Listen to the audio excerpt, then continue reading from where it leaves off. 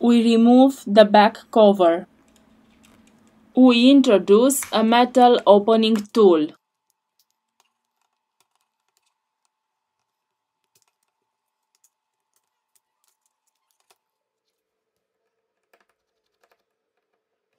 We release the screws from the top of the device.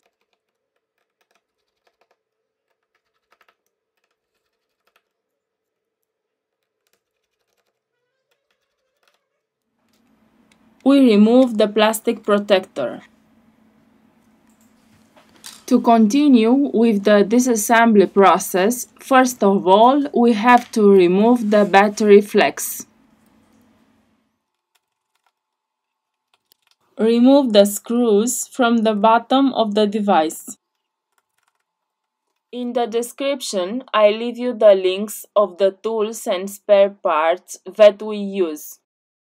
If you liked the video, don't forget the like. Thank you. We remove the plastic protection, which is located at the bottom of the device. Now we remove the flex. We disconnect the coaxial antenna. We lift the charging port. We have finished the disassembly process. Now we return with the assembly process.